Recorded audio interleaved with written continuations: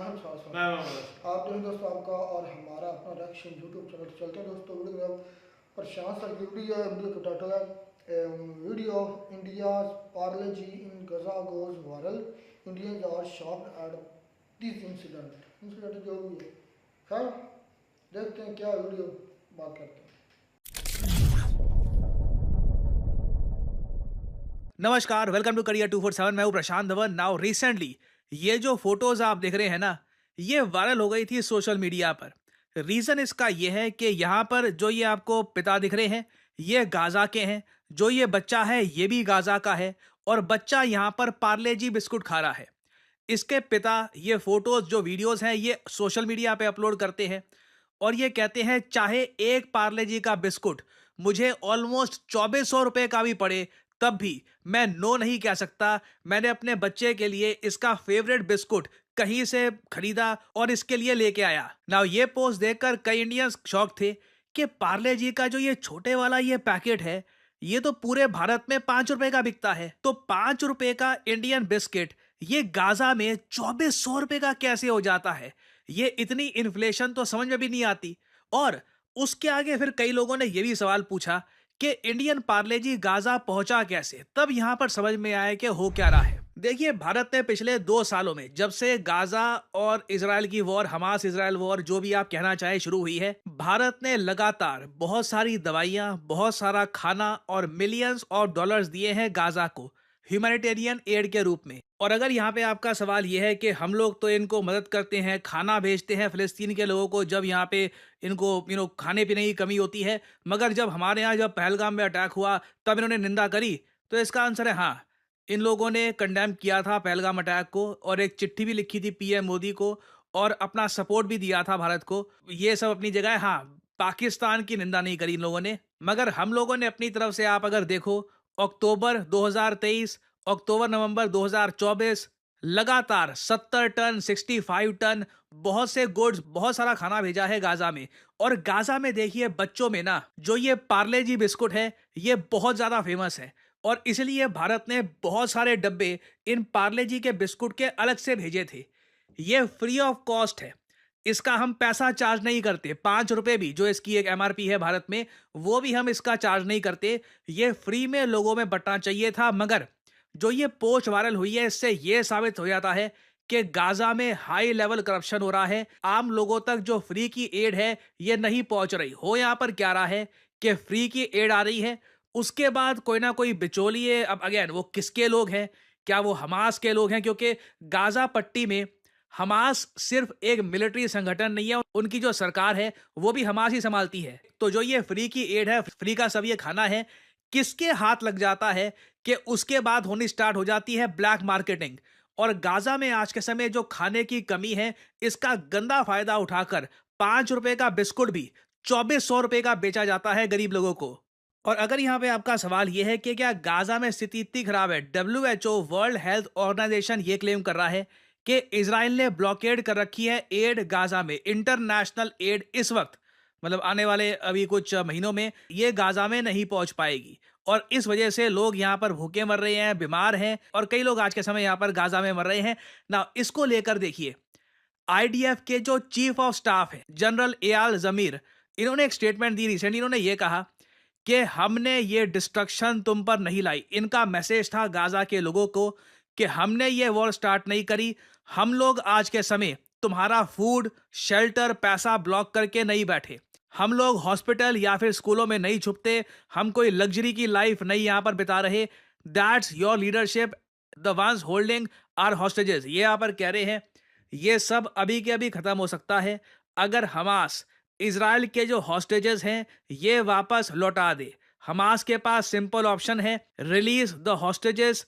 अगर कोई डील हो जाती है तो आईडीएफ उसी के हिसाब से एडजस्टमेंट कर लेगा। और ऑनेस्टली आप अगर मुझसे पूछे ना, तो एज एन इंडियन जब मैं देख रहा था ये सब कुछ, मैंने एक बात ऑब्जर्व करी कि किस तरीके से इजराइल और यूएस दोनों मिलकर गलत इंफॉर्मेशन से लड़ते हैं।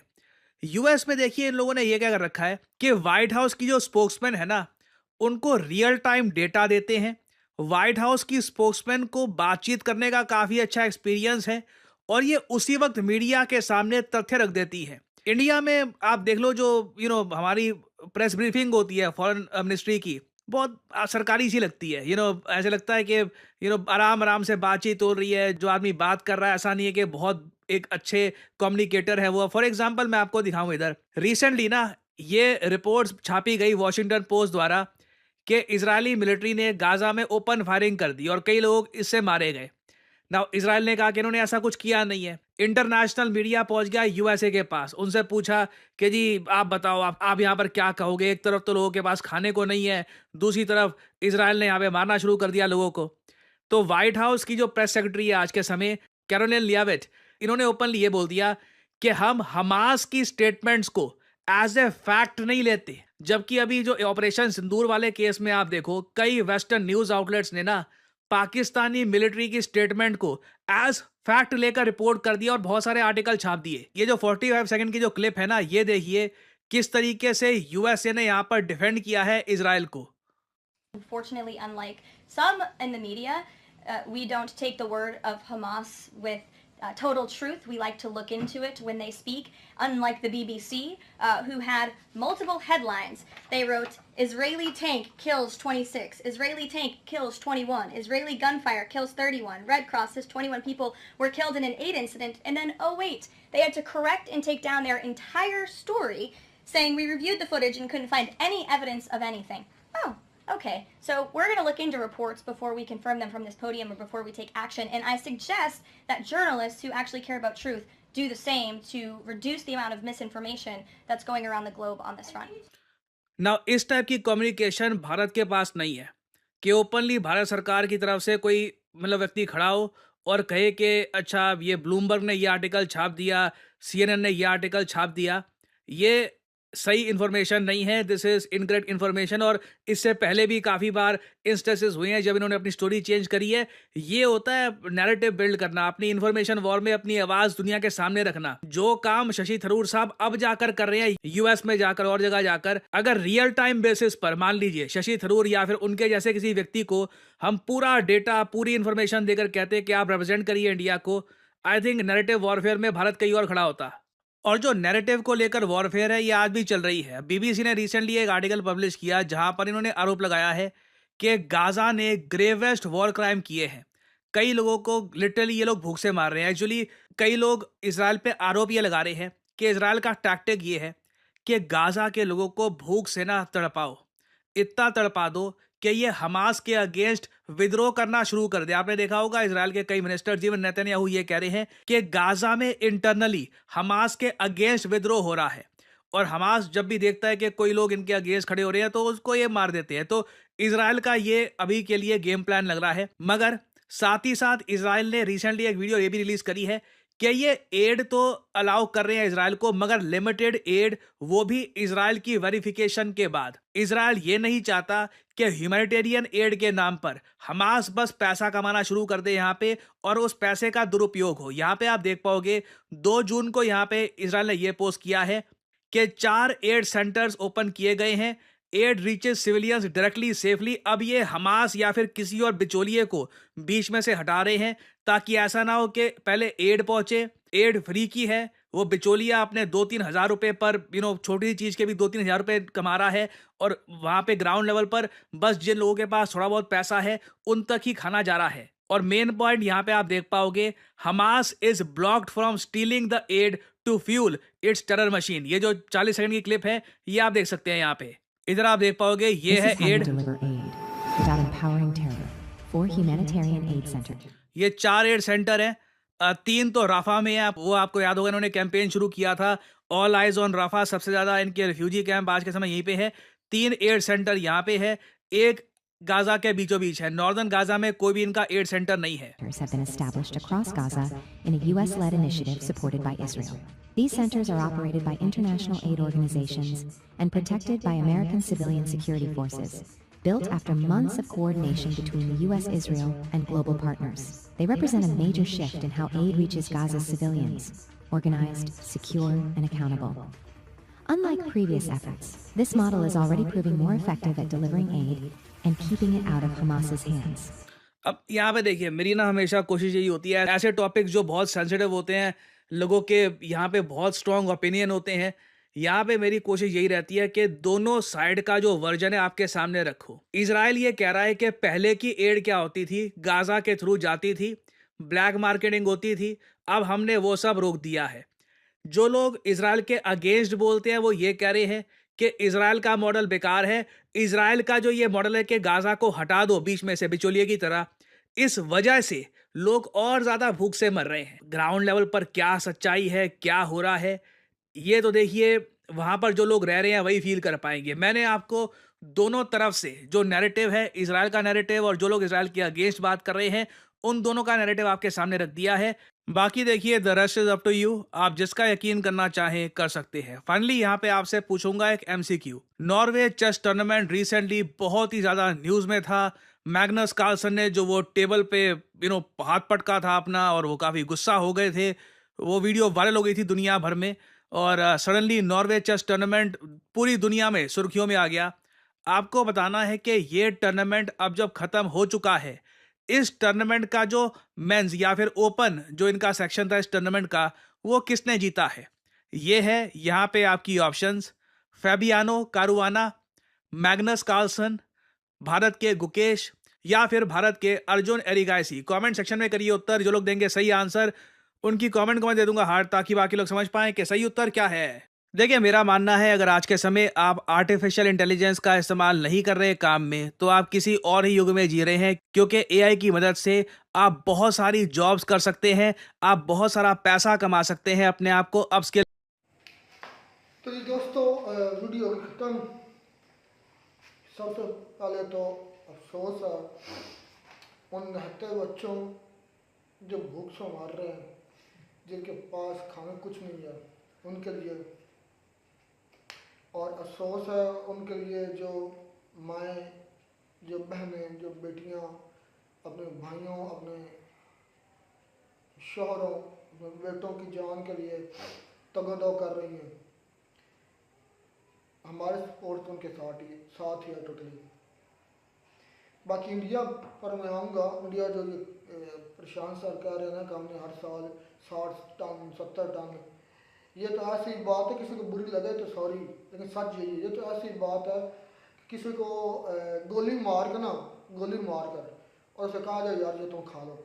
अब मरा बंदा क्या खाएगा?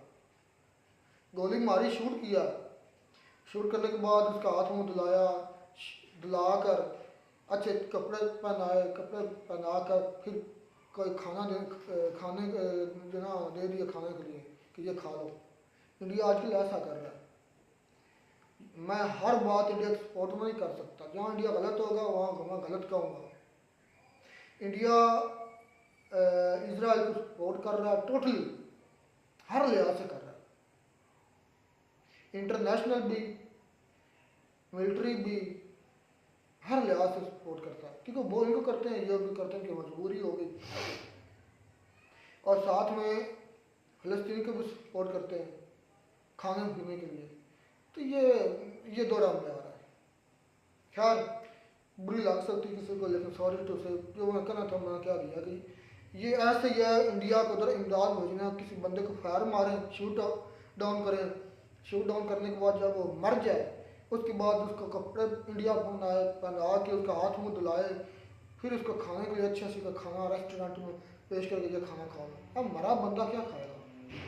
ऐसी सिचुएशन है आजकल फ़लस्तीन की जो इंडिया उनको दे रहा है। चलें, लेकिन जो पार्ले जी 2400 का मिल रहा है, कितनी बड़ी करप्शन है। ये भी अब ये प्रशांत सर कह रहे थे पता नहीं किसने ये बला किया, ये कौन ये कर रहा है, माफिया। भाई उधर कंट्रोल किसके पास है? हमास तो बिलों में छुपा हुआ है, हमास सड़कों में थोड़ी है। बाकी इजराइल ने बड़े बड़े की मारी थी, हमने 1 साल में उसको यूँ सफाया कर देना है, वो कर देना, घंटा नहीं उखाड़ सका हमास का। अभी तक हमास लड़ रहा है उनके साथ, अभी तक। कितने अरसा हो गया? ये वही इजराइल है जिसे 6 दिनों में हरा दिया था पूरे अरब को। और कितने, मेरे ख्याल में 7 अक्टूबर 2024 को था, साल होने को आ रहा है। कम से कम 7-8 मंथ हो गए। 2024 से 2023 है। जो भी इतना अर्सा हो गया अभी तक नहीं हरा पाया हमास को। ये मैं समझता हूँ किस्म का हमास का या सॉरी इसराइल का फेलियर है। बाकी जो जिस तरह यूएस सपोर्ट करता है इसराइल को, वो तो इनका नाजायज बच्चा है इसराइल, उन्हें तो करना ही है, वो भी खुल के करता है। खुल के करता है। अच्छा आज मैं एक वीडियो देख रहा था, मुझे बड़ी हंसी आई और शर्मिंदगी भी हुई लोगों पर, खास करके यूएस के लोगों पर और इसराइल के लोगों पर। आज कहीं इंटरव्यू था, कोई डिप्लोमेट था इसराइल का, उसका इंटरव्यू चल रहा था, मुझे एग्जैक्टली याद नहीं, मुझे एंकर का नाम याद है, मेरे ख्याल ज़ाद अब्बास है, अमेरिकन है अमेरिकन मुस्लिम, वो इंटरव्यू कर रहा था, जाकर चेक कर लेना। तो उसने क्वेश्चन किया कि आप ईरान को कहते हैं कि ईरान एक मतलब कि तानाशाही करता है, मतलब कि न्यूक्लियर हथियार बना रहा है। फिर उसने क्वेश्चन किया, उसने कहा मुझे ये बताएं आज किसके पास है एटॉमिक पावर? मैंने कहा इसराइल के पास। मैंने कहा दुनिया जानती है? मैंने कहा जानती है। फिर उसने कहा कि ईरान इसराइल को जब वो जो है ना इंटरनेशनल जो बनाई गई है एक तंजीम है, उसके अंदर का जो जिनके पास होते हैं ना एटॉमिक, उसके अंदर ऐड होना पड़ता है कि आप ये कर नहीं सकते, आप बढ़ा नहीं सकते, या इस तरह पाबंदियाँ होती हैं। उसमें ऐड नहीं इसराइल, लेकिन ईरान उसके अंदर ऐड है। ईरान ने कहा मैं ऐड होता हूँ लेकिन मेरे ऊपर से पाबंदियाँ हटाओ। उन्होंने कहा कैसी तानाशाही, कैसी हिपोक्रेसी आपकी कि आप एक तो एटम बम भी रखते हैं, फिर कहते हैं ईरान एटमी ताकत है।